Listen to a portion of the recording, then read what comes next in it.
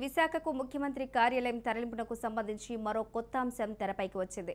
దసరా నాటికి విశాఖకు సీఎం కార్యాలయాన్ని మార్చేందుకు ఏపీ ముఖ్యమంత్రి జగన్మోహన్ రెడ్డి సూత్రప్రాయంగా అంగీకరించినట్టు ప్రభుత్వ వర్గాల సమాచారం. దసరాకు ఒక రోజు ముందు అంటే అక్టోబర్ 23న విశాఖలో క్యాంపు కార్యాలయం పూజకు ముహూర్తం బాగుంటుందన్న ప్రతిపాదన వచ్చినట్టు సీఎంఓ వర్గాలు తెలిపాయి. అయితే ఈ విషయంలో ఖచ్చితమైన నిర్ణయమేదీ తీసుకోలేదని స్పష్టం చేశాయి. విశాఖలో ఏర్పాట్లు ఓ కొలిక్కి రావడంపై సీఎం షెడ్యూల్ ఆధారపడి ఉంటుందని తెలిపాయి.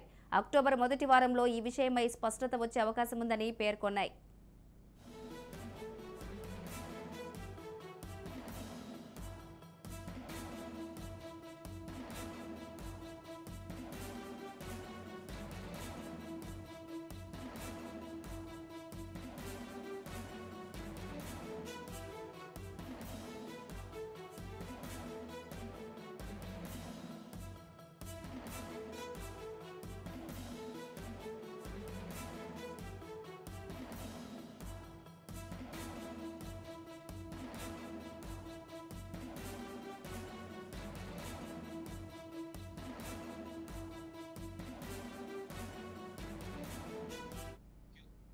విశాఖకు ముఖ్యమంత్రి కార్యాలయం తరలింపునకు సంబంధించి మరో కొత్త అంశం తెరపైకి వచ్చింది. దసరా నాటికి విశాఖకు సీఎం కార్యాలయాన్ని మార్చేందుకు ఏపీ ముఖ్యమంత్రి జగన్మోహన్ రెడ్డి సూత్రప్రాయంగా అంగీకరించినట్టు ప్రభుత్వ వర్గాల సమాచారం. దసరాకు ఒక రోజు ముందు అంటే అక్టోబర్ 23న విశాఖలో క్యాంపు కార్యాలయం పూజకు ముహూర్తం బాగుంటుందన్న ప్రతిపాదన వచ్చినట్టు సీఎంఓ వర్గాలు తెలిపాయి. అయితే ఈ విషయంలో ఖచ్చితమైన నిర్ణయమేదీ తీసుకోలేదని స్పష్టం చేశాయి. విశాఖలో ఏర్పాట్లు ఓ కొలిక్కి రావడంపై సీఎం షెడ్యూల్ ఆధారపడి ఉంటుందని తెలిపాయి. అక్టోబర్ మొదటి వారంలో ఈ విషయమై స్పష్టత వచ్చే అవకాశం ఉందని పేర్కొన్నాయి. రైట్, ఇదే అంశానికి సంబంధించి మరింత సమాచారం మా ప్రతినిధి గాలిబ్ అందించడానికి సిద్ధంగా ఉన్నారు.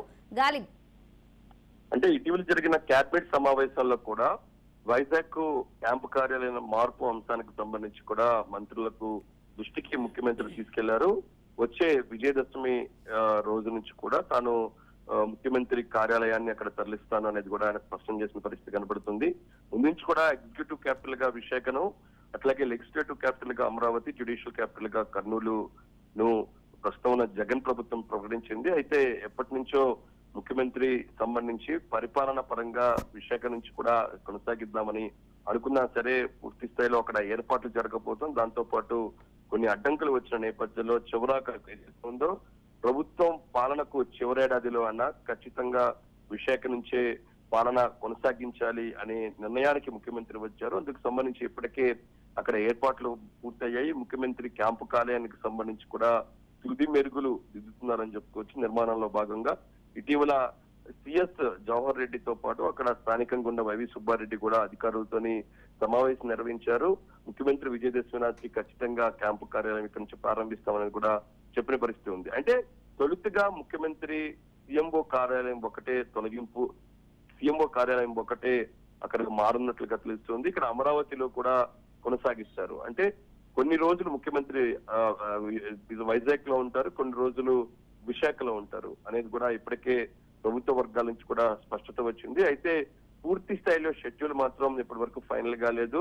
అక్టోబర్ మొదటి వారంలో కానీ రెండో వారంలో కానీ దీనిపై క్లారిటీ వచ్చే అవకాశాలు ఉన్నాయి. ఎందుకంటే అక్కడ నిర్మాణ పనులు ఇంకా కొంతవరకు కూడా పెండింగ్ లో ఉన్న నేపథ్యంలో ఆ నిర్మాణ పనులకు సంబంధించి కూడా తుది మెరుగులు కొనసాగుతున్నాయి. మరో వారం రోజుల్లో ఖచ్చితంగా దీని మీద స్పష్టత వచ్చే అవకాశాలు ఉన్నాయి. ఒకవేళ స్పష్టత వస్తే ఇందుకు సంబంధించిన ముహూర్తం కూడా ఫైనల్ అయింది. షెడ్యూల్ కు ఫైనల్ అవుతే గనక దసరా ముందు రోజు 23వ తారీఖు అందుకు సంబంధించి అక్కడ పూర్తి స్థాయిలోని పూజా కార్యక్రమాలు నిర్వహించడంతో పాటు ముఖ్యమంత్రి క్యాంప్ కార్యాలయం ప్రవేశం కూడా జరిగే అవకాశం ఉన్నట్టు తెలుస్తుంది. అధికారులు మాత్రం తెరవేరకంగా ఏర్పాట్లు మాత్రం విశాఖలోనే చేస్తున్నారు.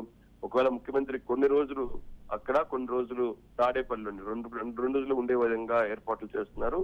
ఒకవేళ ముఖ్యమంత్రి క్యాంప్ కార్యాలయం అక్కడ ఉన్నట్టయితే అధికార యంత్రాంగం మాత్రం ఇప్పట్లోనే ఇక్కడ నుంచి తరలింపు వెళ్లే అవకాశాలు లేదు. అయితే ముఖ్యమంత్రి అక్కడ ఉండి కొన్ని సమీక్షా కార్యక్రమాలు నిర్వహిస్తారు. ఆ సమయంలోని ఆ శాఖకు సంబంధించిన అధికారులు కావచ్చు, సిఎస్ కావచ్చు, అక్కడికి వెళ్లి ముఖ్యమంత్రిని కలిసి ముఖ్యమంత్రితో సమీక్షలు నిర్వహించే అవకాశాలు ఉన్నాయి. తప్పితే పూర్తి స్థాయిలో అధికార యంత్రాంగం మొత్తం ఏదైతే ఉందో సచివాలయం కావచ్చు, హెచ్ఓడి కార్యాలయం మాత్రం తొలగింపు మాత్రం ఇప్పట్లో ఉండే పరిస్థితి లేదు.